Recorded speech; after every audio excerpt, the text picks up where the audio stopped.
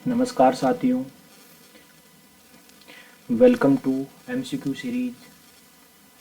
Series का ये 9th lecture है। क्वेश्चन नंबर फर्स्ट है, हड़प्पा संस्कृति के अंतर्गत धार्मिक प्रथाओं के संदर्भ में निम्नलिखित में से कौन सा असत्य कथन है। हमको इसमें रोंग स्टेटमेंट छांटना है। पहला है, पशु बलि प्रथा प्रचलन में थी, ये सही स्टेटमेंट है। दूसरा है, हड़प्पाई समाज में नर बलि का साक्ष्य दिखाई नहीं देता है। एक जगह एक मुहर मिली है, एक सील मिली है।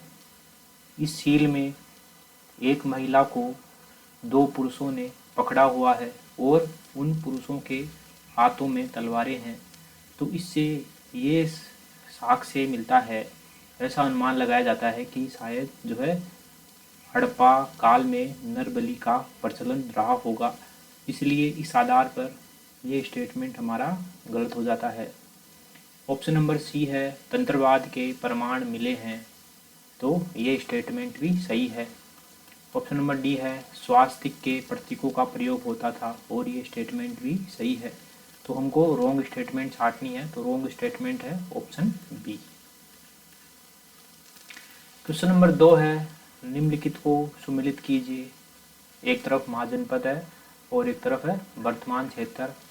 तो अंग वर्तमान बिहार के मुंगेर में है, तो ये सही है। दूसरा है चेदी महाजनपद, तो चेदी महाजनपद वर्तमान जो बुंदेलखंड है वहाँ पर है,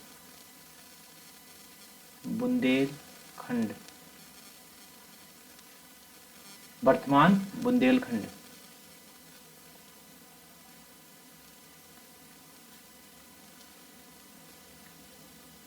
बुंदेलखंड। तो ये स्टेटमेंट 2 गलत हो जाता है, स्टेटमेंट 2 गलत है। स्टेटमेंट 3 है, मत्स्य महाजनपद। तो मत्स्य महाजनपद था वर्तमान भरतपुर, जयपुर और अलवर। तो स्टेटमेंट ये सही हो जाता है, अलवर।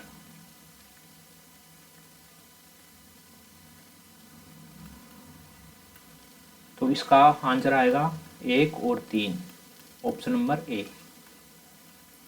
अगला क्वेश्चन है, निम्नलिखित में से कौन से शासक बुद्ध के समकालीन थे। तो बुद्ध के समकालीन थे, पहला बिंबिसार बुद्ध के समकालीन थे। दूसरा अजातशत्रु बिंबिसार के उत्तर थे, तो ये भी समकालीन थे। अजातशत्रु का बेटा था उदयीन, और उदयीन जो है बुद्ध के समकालीन नहीं थे, तो ये गलत हो गया। प्रसेनजीत बुद्ध के समकालीन थे, और ये कौशल महाजनपद के राजा थे। चंद प्रद्योत भी जो है बुद्ध के समकालीन थे, और ये जो है अवंती महाजनपद के सम्राट थे, राजा थे। तो इसमें आंसर आ जाएगा अपना 1 2 4 5, 1 2 4 5, ऑप्शन नंबर सी सही है। मौर्य काल में रज्जु ग्राहक का क्या कार्य था। तो मौर्य काल में रज्जु ग्राहक का कार्य था, जो खड़ी फसल है उसको माप कर उस पर कर आरोपित करने का कार्य था रज्जु ग्राहक का। तो इसमें ऑप्शन नंबर ए सही हो गया। क्वेश्चन नंबर 5 है, सूची फर्स्ट मौर्यकालीन अध्यक्ष को सूची सेकंड कार्य के साथ सुमेलित कीजिए और सही विकल्प का चयन कीजिए। तो सीता अध्यक्ष कहते थे, कृषि विभाग का प्रधान होता था, उसको सीता अध्यक्ष कहा जाता था। कुपिया अध्यक्ष कहा जाता था, वन विभाग के प्रधान को कुपिया अध्यक्ष कहा जाता था। उसके बाद विविधता अध्यक्ष कहा जाता था, चारागाह के अध्यक्ष को, चारागाह के प्रधान को विविधता अध्यक्ष कहा जाता था। और पोतवा अध्यक्ष कहा जाता था, बाट तराजू एवं माप की जांच करने वाले जो है प्रधान को पोतवा अध्यक्ष कहा जाता था। तो देखते हैं हम, ए में 1, ए में एक इसमें है, इस दोनों में नहीं है, तो ये दोनों कट जाएंगे, एलिमिनेट हो जाएंगे। दूसरा है बी में 4, केवल इसी में है, इन तीनों में नहीं है, तो हमारा आंसर आ जाएगा इसमें बी। इसका आंसर आएगा ऑप्शन नंबर बी। अगले क्वेश्चन की तरफ चलते हैं। सातवाहन वंश के संदर्भ में निम्नलिखित में से कौन से कथन सही हैं? पहला स्टेटमेंट है कि सातवाहन वंश का संस्थापक सिमुक था। ये स्टेटमेंट सही है कि जो सातवाहन वंश है उनके संस्थापक का नाम सिमुक था। स्टेटमेंट दूसरा है सातवाहनों की शासकीय भाषा प्राकृत थी। ये भी स्टेटमेंट सही है। और तीसरा स्टेटमेंट है इस वंश का पहला महत्वपूर्ण शासक गौतमीपुत्र सातकर्णी था। नहीं, इस वंश का पहला महत्वपूर्ण शासक था सातकर्णी प्रथम। तो ऑप्शन 3 गलत हो जाएगा। 1 और 2 इसका सही आंसर आएगा। ऑप्शन नंबर बी इसका सही आंसर होगा। क्वेश्चन नंबर 7 है भूमि अनुदान का प्रथम अभिलेखीय साक्ष्य किस काल में मिलता है? तो भूमि अनुदान का पहला अभिलेखीय साक्ष्य हमको जो है सातवाहन काल का मिलता है। सातवाहन काल की जो ग्राम प्रशासन था तो उसकी एक महत्वपूर्ण विशेषता थी भूमि अनुदान। तो इसका ऑप्शन नंबर डी सही हो गया, सातवाहन काल। क्वेश्चन नंबर 8 है निम्नलिखित में से गुप्त काल में विनय स्थिति स्थापक नामक अधिकारी का क्या कार्य था? तो विनय स्थिति स्थापक नामक अधिकारी का कार्य था कि वह धर्म संबंधी मामलों का प्रधान होता था। उसके साथ साथ ही जो सार्वजनिक मंदिर हैं उसकी जो है उसकी मेंटेनेंस का काम भी, उसका प्रबंध भी, मैनेजमेंट भी विनय स्थिति स्थापक नामक अधिकारी देखता था। और उसके साथ साथ लोगों के नैतिक कार्यों पर भी जो है नज़र रखता था विनय स्थिति स्थापक नामक अधिकारी। तो इसका आंसर आ गया option number A. Question number 9 है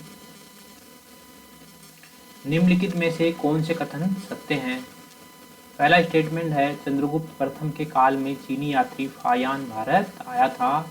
एकदम सही है। ये जो है बौद्ध भिक्षु थे फायान। उसके बाद दूसरा स्टेटमेंट है वराहमिहिर और कालिदास चंद्रगुप्त द्वितीय के समकालीन थे। दूसरा और तीसरा स्टेटमेंट पढ़ने से पहले हम देख लेते हैं चंद्रगुप्त द्वितीय के नवरत्न, क्योंकि इसी से इन क्वेश्चन का आंसर, इन स्टेटमेंट का आंसर निकलेगा। नवरत्न कौन कौन से थे? एक थे धनवंतरी,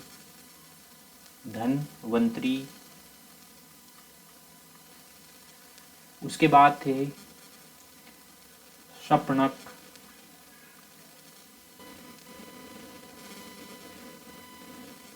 उसके बाद थे अमर सिंह,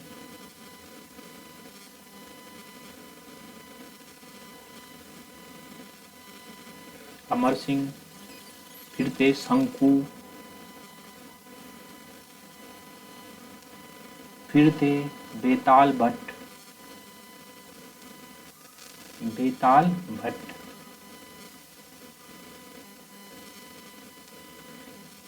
फिर थे घटकरपर,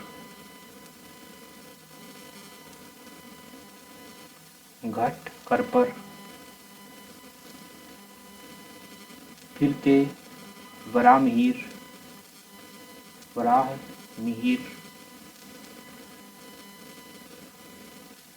फिर थे वरुरुचि,